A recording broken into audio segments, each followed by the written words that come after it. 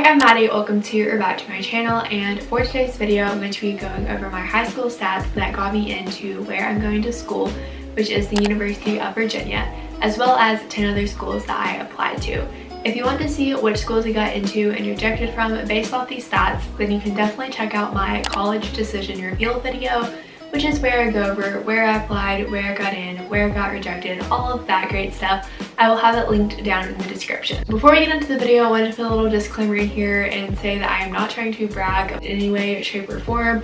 I just know that I really enjoyed watching these videos when I was in high school to kind of give myself perspective about the schools that I was interested in applying to. And also just know that if you have comparable or better stats, that does not guarantee that you're going to get into these schools. And on the flip side, if your stats are not quite what mine are, don't feel like you're not going to get in, because this is very much a holistic process, and the things I'll be mentioning / going over in this video are only a fraction of the application process. And no one knows for sure what it actually takes to get into top elite universities, so this is just what I think helped contribute to my overall acceptance. Starting off with the juiciest part of the video, which you all clicked on it for, my GPA, class rank, etc.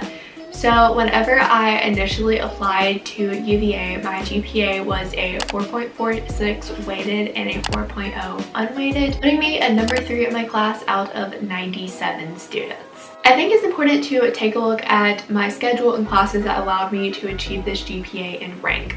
So first and foremost, I want to go over how my school calculates GPA.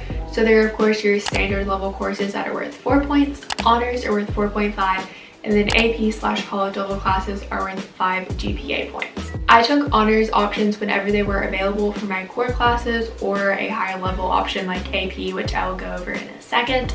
And I only took standard level classes for electives when there were not honors options, which there definitely weren't any honors options my freshman and sophomore year, but now there are some because my school has changed that. I also wanted to mention that I'm a part of the North Carolina School of Science and Mathematics, which is an application-based program that you can be a part of your junior and senior year of high school. And of course, it's all about science and math. It's highly selective and the classes are much harder than college or AP, but unfortunately they're only weighted out of 4.5. I'm not going to be going over all of the honors classes that I took because that would just take up a lot of time, but I will be going over my AP course schedule. So my freshman year, I did not take any APs because you're not allowed to at my school.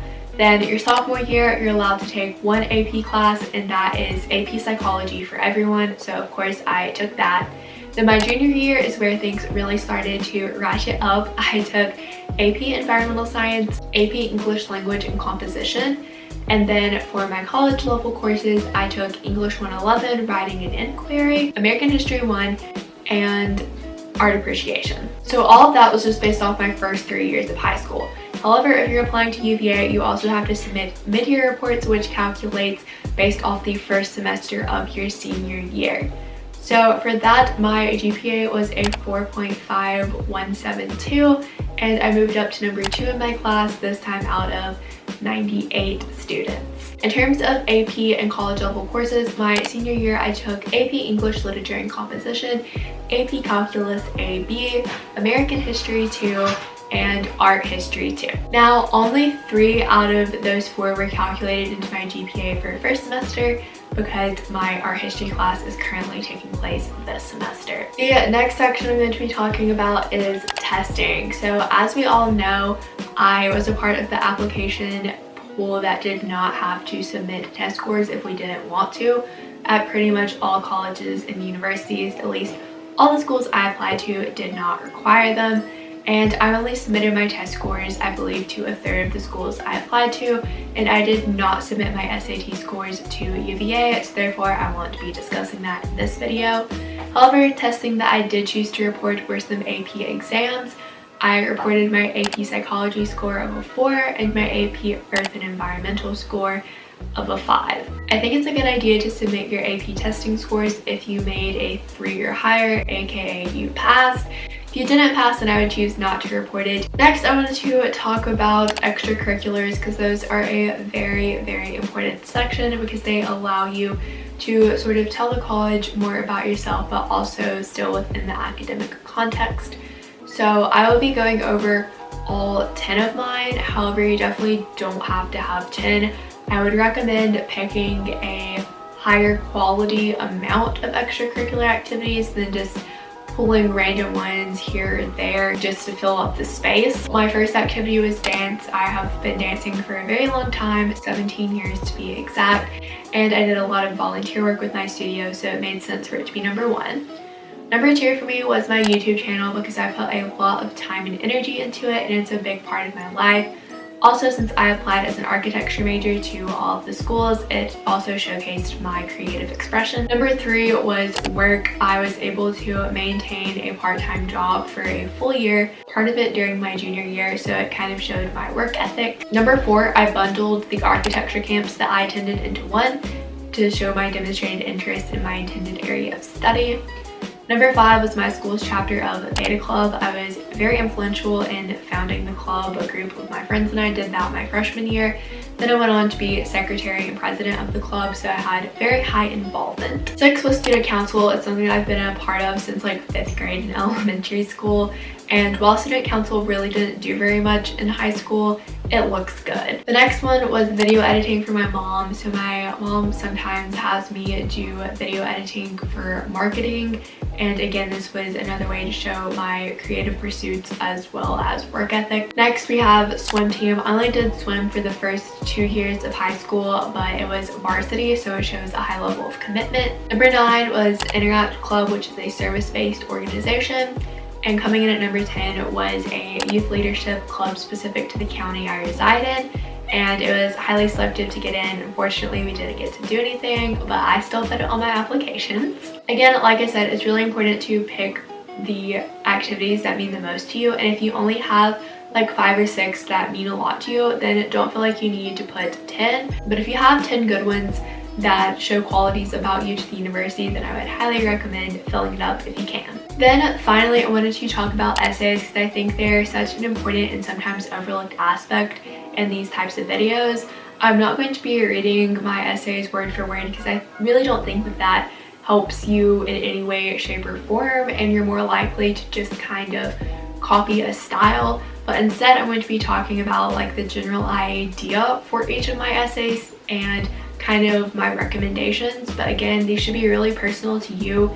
So if what I'm saying doesn't resonate with you, do what does resonate with you, because that's going to be the best option for you in your application. For my main Common App essay, I chose to write about how I enjoy inspiring change and how that's something that's really important to me.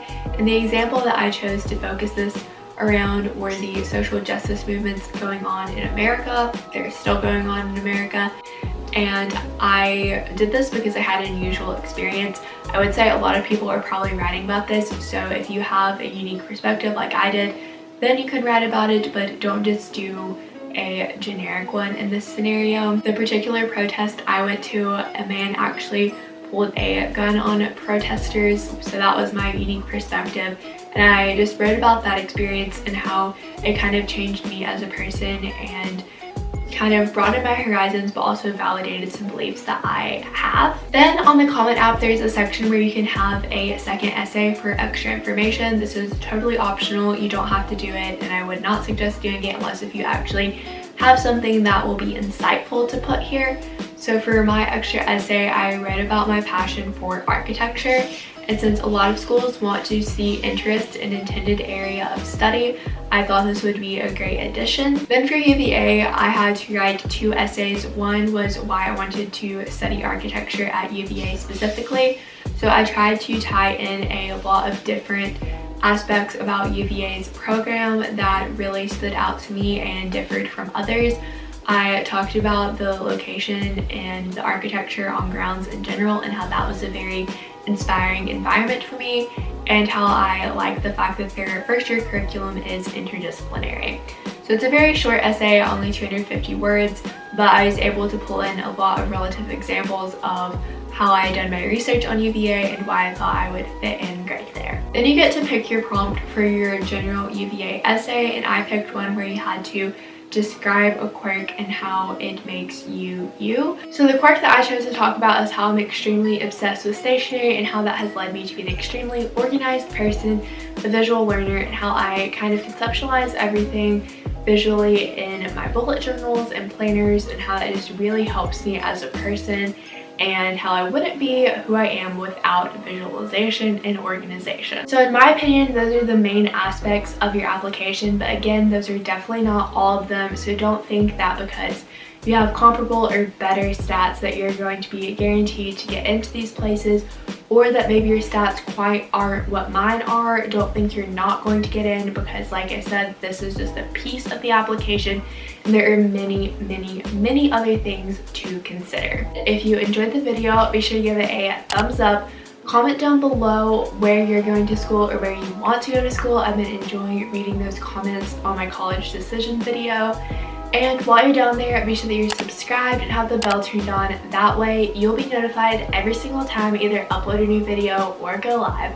All those things really do help my channel grow, and I'd appreciate it so much. I will see you in my next one. Bye!